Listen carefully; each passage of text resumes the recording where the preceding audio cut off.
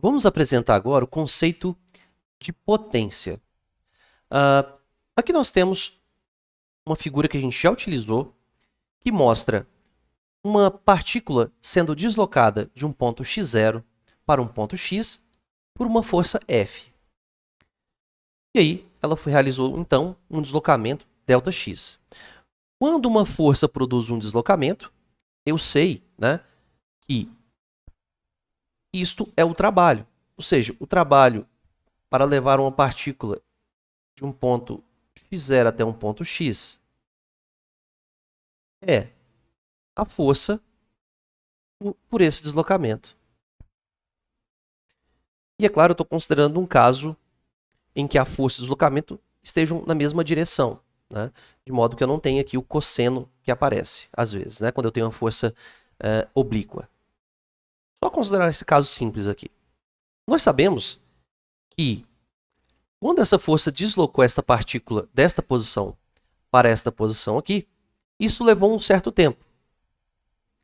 Quando eu calculo a razão entre o trabalho que foi realizado pelo tempo gasto para realizar este trabalho, eu tenho o conceito de potência média. Isso quer dizer que potência média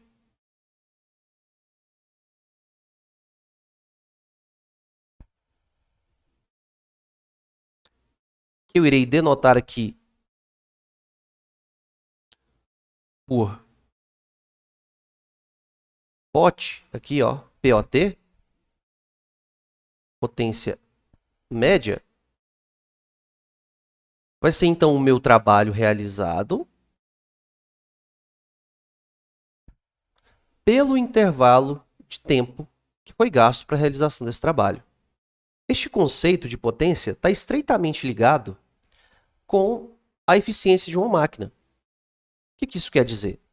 Quanto menor for o tempo que ela gasta para realizar o mesmo trabalho, que mais eficiente ela é. Correto? A partir disso, eu posso tentar calcular a potência instantânea. Porque vejamos aqui, tudo que eu tenho é um valor médio da potência. É o trabalho total, nesse deslocamento, dividido pelo tempo total gasto. Muito parecido lá com o conceito de velocidade média, Distância total por o tempo total.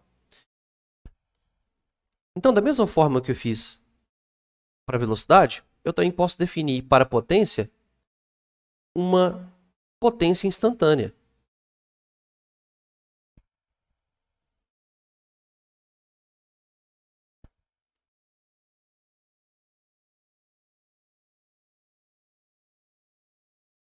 Potência instantânea. E essa potência instantânea é simples. Basta eu calcular a potência média num limite em que o tempo considerado tenda a zero. Ou seja, então, se eu vou dizer que a potência instantânea, que eu vou chamar aqui só de POT, vai ser o limite da minha potência média, tomando o intervalo de tempo tendendo a zero. Porque se eu faço um intervalo de tempo cada vez menor, isso tende a um valor naquele exato instante. Então, isso aqui será o limite de ΔT tendendo a zero do trabalho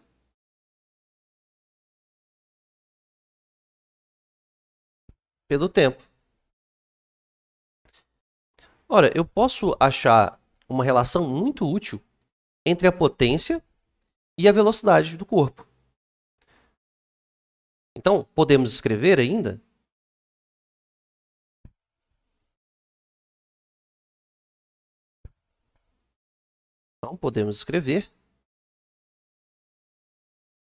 a potência da seguinte forma.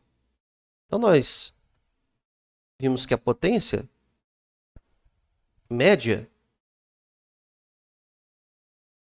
é o trabalho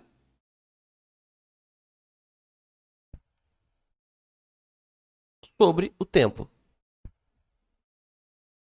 Mas, se a gente notar aqui, O trabalho é força vezes deslocamento. Então, isso aqui vai ser força vezes o deslocamento sobre o tempo. Ah, mas olha só. O deslocamento, né, sobre o tempo é justamente o que? Minha velocidade média. Primeiro conceito que a gente aprendeu na cinemática. Então, velocidade média é o deslocamento sobre o tempo gasto para esse deslocamento. Então, eu posso dizer que a minha potência média vai ser a força vezes a velocidade média. Agora, se eu tomar o limite da mesma forma que eu fiz aqui, ó, né? Então, se eu tomar o limite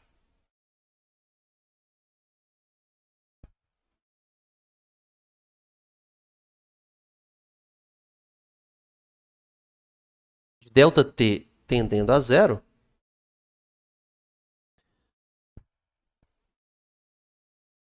eu teria a minha potência instantânea, né? E a minha potência instantânea vai ser, então, o limite de ΔT tendendo a zero da força vezes a velocidade média. Mas eu sei, né, que quando eu tomo esse limite, ó, o limite de ΔT tendendo a zero para a velocidade média, o que eu tenho é o limite de ΔT tendendo a zero de Δx sobre ΔT. E isto aqui é justamente a minha velocidade instantânea. Tá? Então, por fim, eu posso dizer que a minha potência é força vezes a velocidade. Tá? Isso, no caso, a minha potência instantânea é igual a força vezes a velocidade instantânea. É claro, você deve estar se perguntando se eu vou esquecer de colocar, né? Vamos trabalhar com as unidades da potência, né? Então, no sistema internacional, né? No SI, então nós temos que a unidade de potência é a unidade de trabalho sobre a unidade do tempo. A unidade de trabalho, a gente já viu que é o Joule. É o Joule.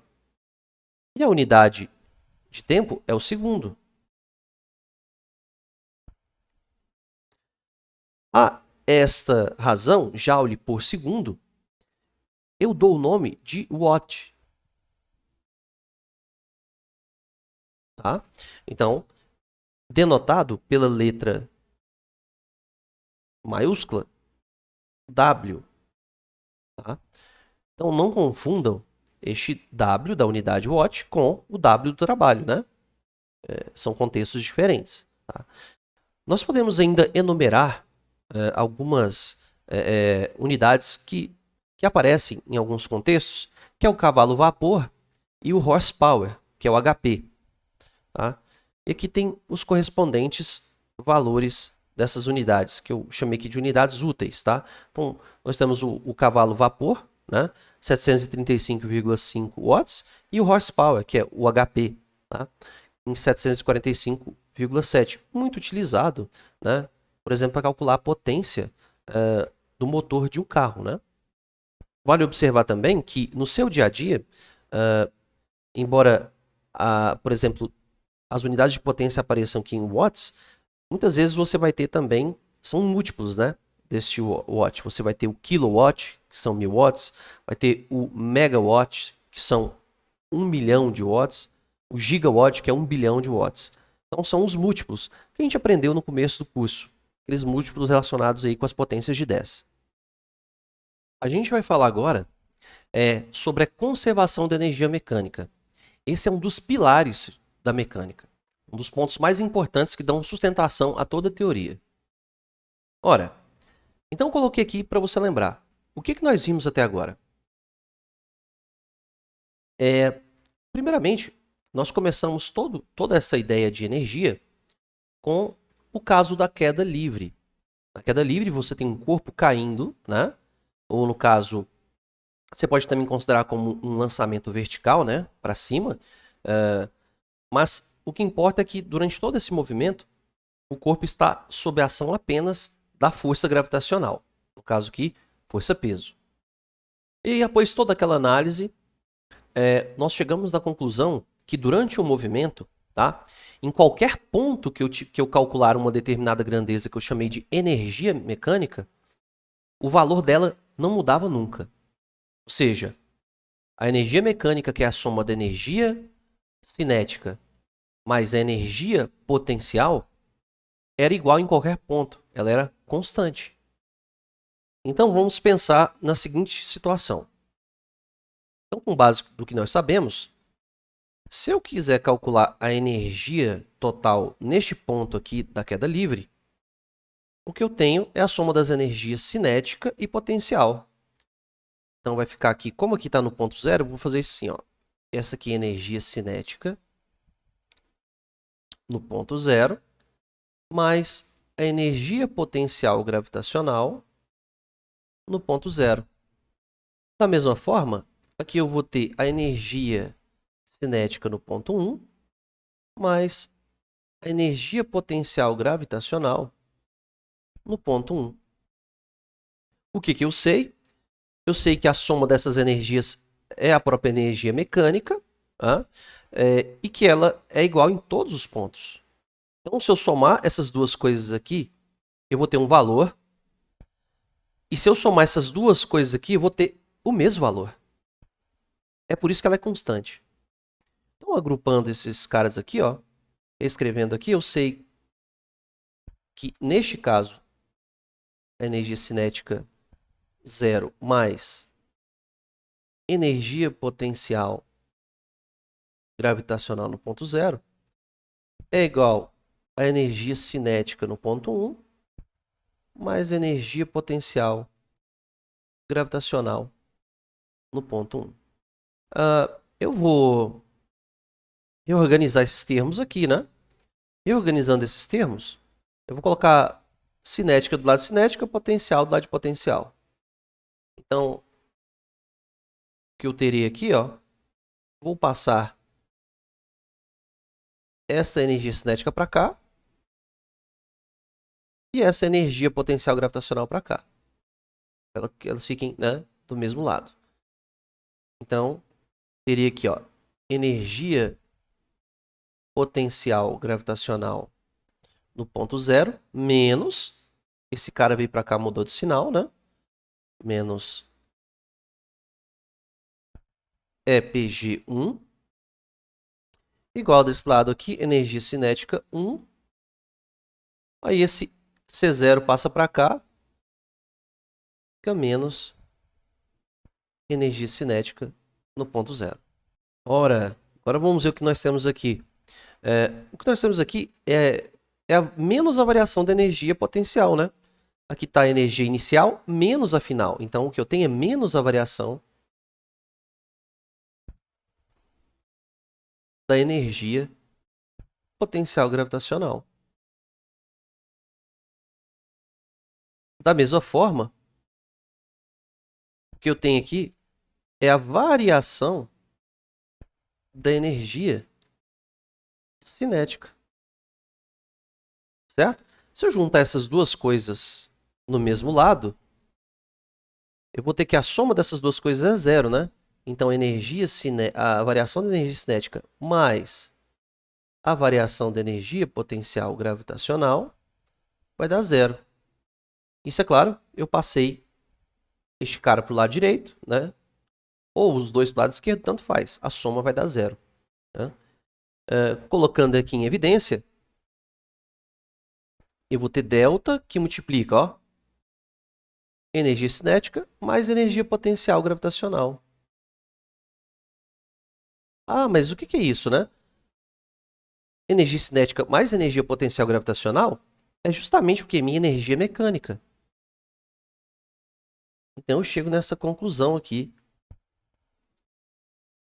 que a variação da energia mecânica na situação analisada é zero, como a gente já poderia observar antes. Isso aqui se chama da conservação da energia mecânica. Significa que quando uma partícula está sob a ação exclusiva da força gravitacional, que é a nossa força peso, a energia mecânica se conserva em todos os instantes, né? Em todos os pontos da trajetória dela. E é claro, eu posso expandir este conceito, né? Essa conservação, também no caso da força elástica. Por quê? Porque equivale à mesma coisa, né? Que o trabalho é menos a variação da energia potencial. Se eu colocasse aqui, eu teria o mesmo resultado também para a força elástica. Então eu vejo que essas duas forças têm algo em comum. Quando, tá, a energia se conserva sob a ação dessas forças, eu digo que essas forças são conservativas, tá? Então, tanto colocar aqui com outra cor, né? Então, tanto a força peso quanto a força elástica, eu vou chamá-las de forças conservativas.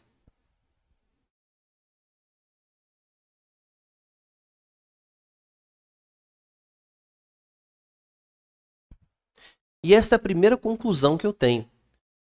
Quando o meu sistema está sob a ação exclusivamente de forças conservativas, a energia mecânica do meu sistema se conserva, tá? Então, a energia mecânica se conserva.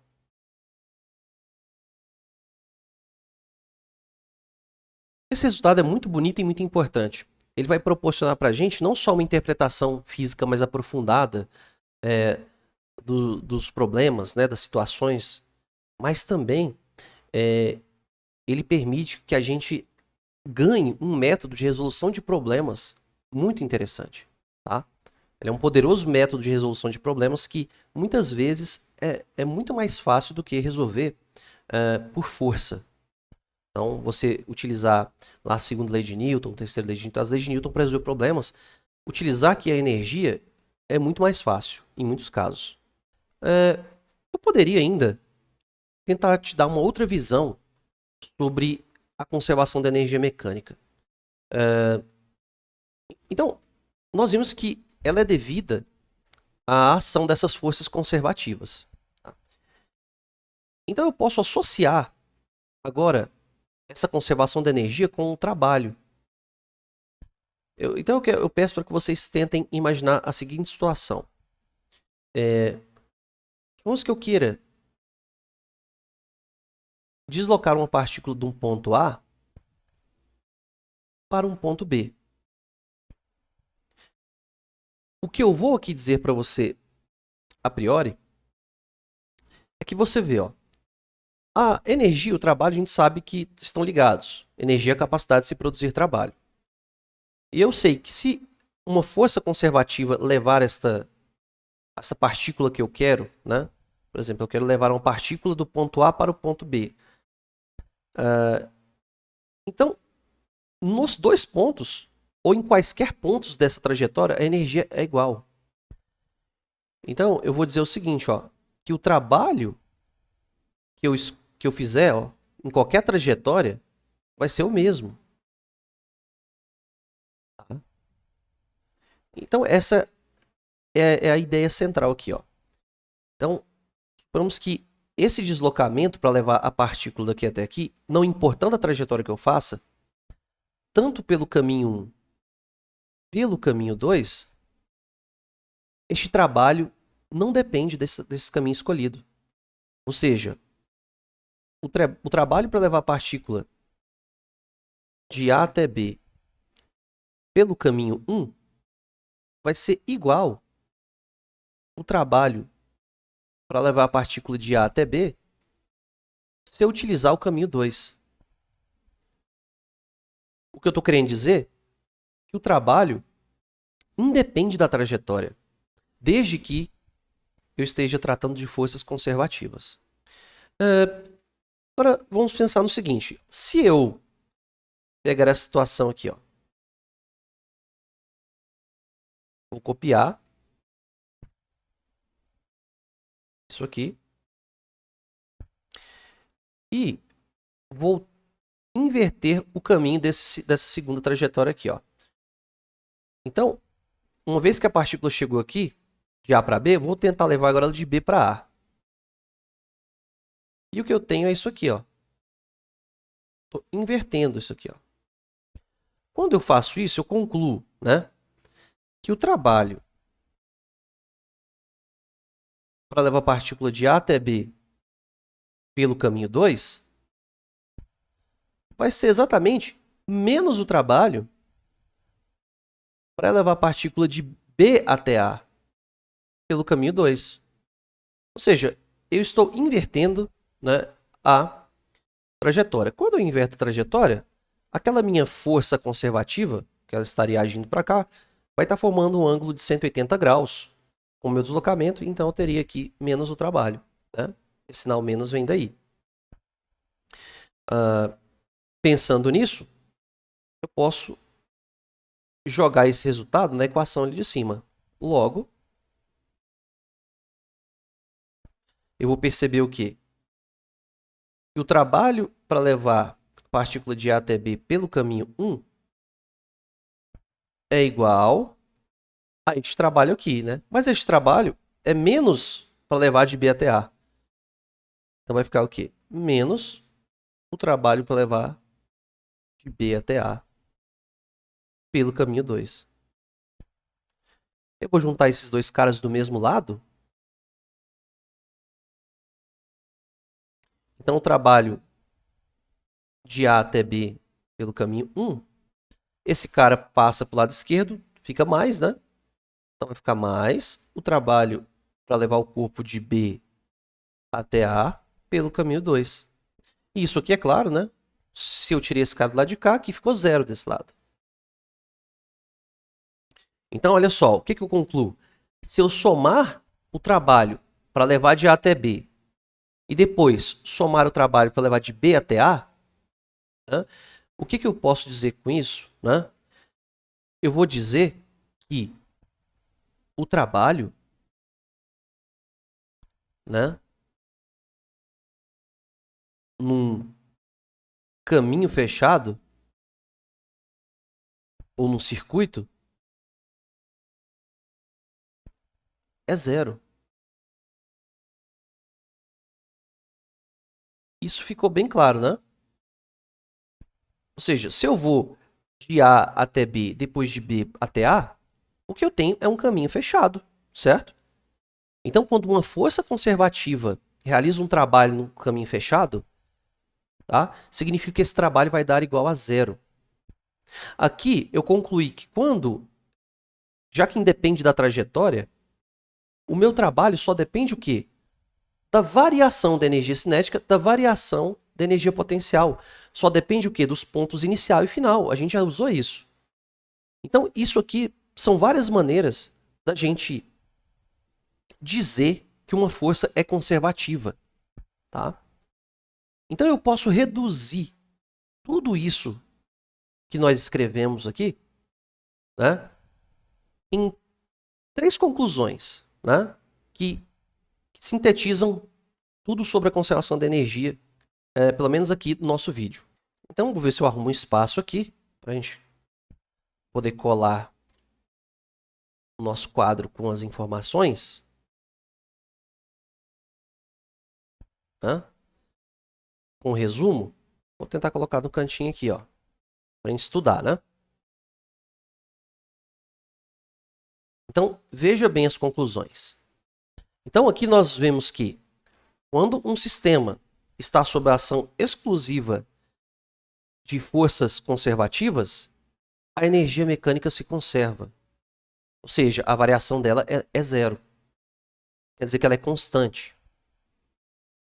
Nós vimos também, né, que as forças conservativas, o trabalho delas não depende do caminho. Ou seja, a gente viu, o trabalho vai ser igual à variação da energia cinética, ou seja, só depende do ponto final e do ponto inicial, e a mesma coisa, né, aqui nessa versão aqui do teorema do trabalho seria para a energia potencial. Ou seja, só depende do ponto final e inicial, certo? Então só depende dos pontos inicial e final do movimento. E ainda de forma equivalente, com essa última conclusão que eu tirei aqui, é que se eu calcular o trabalho, então, dessa força num caminho fechado, o trabalho vai ser zero. Isso aqui, pessoal, forma a base, tá, do nosso estudo aqui sobre a conservação da energia. Espero que vocês tenham gostado, tenham entendido. E vamos então para analisar nosso último caso. Para encerrar nosso vídeo, então, eu vou considerar o estudo agora das forças não conservativas, ou também chamadas de forças dissipativas. Para lembrar vocês bem, quando a gente estava estudando o caso da queda livre, a queda livre é definida quando a única força que está agindo durante o movimento é a força peso. Né? Eu estou desconsiderando, neste caso, uma força que eu sei que existe, mas que, dependendo da situação, ela pode ser ignorada, que é a força de atrito com ar, né? Ou a força de resistência do ar. E o que acontece? Essa força de resistência do ar, a força de atrito, né, são forças dissipativas. Né? Elas tendem aí a dissipar a energia do sistema em forma de calor. Você pode ver quando você fricciona as mãos, né, você vai ter um aquecimento. Isso é devido aí, né, à força de atrito. Ou seja, o trabalho realizado por essa força de atrito é um trabalho não conservativo que a gente fala. Enquanto aqui, para o caso das forças conservativas, dessa figurinha que eu tirei da página passada, já essas forças realizam trabalhos conservativos. Então, o que nós vamos fazer aqui é um breve estudo sobre o que acontece com o trabalho das forças não conservativas. Para tanto, se eu imaginar um movimento de uma partícula, vamos pensar que ela sofre um trabalho total, né? Um trabalho total aqui W, né? Mas que este trabalho tenha contido nele a contribuição tanto de forças conservativas, como a força peso, a força elástica, mas também de forças dissipativas, né? Ou seja, como força de atrito, né? Resistência do ar. Então eu posso separar esse trabalho em duas parcelas. O trabalho das forças conservativas, mais o trabalho das forças não conservativas. Então preste bem atenção. Este trabalho total aqui, tá? Vou colocar aqui como trabalho total. Independentemente, né, dele ser composto por uma parte conservativa e uma parte não conservativa, vale sempre para ele o teorema do trabalho e energia cinética. Logo, eu concluo que o trabalho total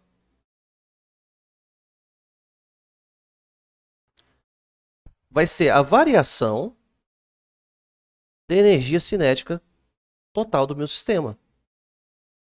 E como eu disse, o teorema do trabalho e energia cinética ele tem uma validade geral para qualquer força.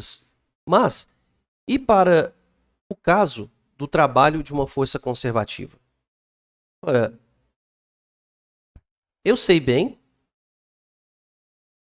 que o trabalho de uma força conservativa, né, pode ser escrito como menos a variação da energia potencial. Então veja que esta parcela aqui, né, para essa parcela, vale o teorema do trabalho de energia cinética? Vale. Mas especificamente para o caso de um trabalho conservativa, também vale que ele é menos a variação da energia potencial. Juntando essas duas informações nesta equação aqui em cima, então,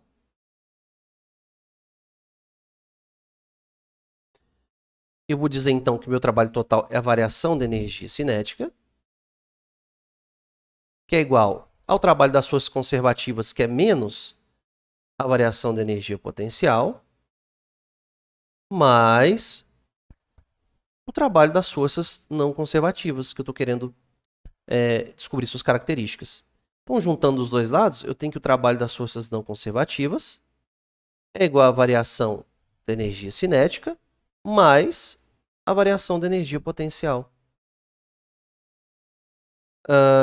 Eu posso notar aqui, ó, que o trabalho das forças não conservativas vai ser, então, a variação de, coloco em evidência, eu vou ter energia cinética mais energia potencial. Mas eu sei que a soma da energia potencial mais a cinética é a minha energia mecânica, E. Então, eu concluo que o trabalho das forças não conservativas é igual à variação da energia mecânica do meu sistema. Então, em resumo, vou colocar aqui essa frase para destacar o que nós acabamos de concluir. O que isso significa? Se eu tenho um sistema no qual há ação de forças dissipativas, essas forças dissipativas farão com que a energia mecânica total do sistema sofra variações. Você viu que quando ela se conserva, esta variação é zero. Mas como há forças que estão transformando essa energia numa energia como calor, que vai se dissipar, eu acabo perdendo a energia dentro do meu sistema. E essa perda é justamente igual ao trabalho realizado por essas forças não conservativas. Este é um resultado muito maravilhoso e também a gente pode utilizar para resolver problemas mais sofisticados que envolvem aí essas forças de atrito, né? Forças de resistência do ar. Bem, com isso, nós encerramos, tá, o nosso vídeo sobre trabalho e energia. Espero que vocês tenham gostado. Curtam, compartilhem o vídeo. Faça esse vídeo chegar em mais pessoas que precisam de estudar um pouco aí de física. Obrigado pela paciência e até a próxima. Valeu!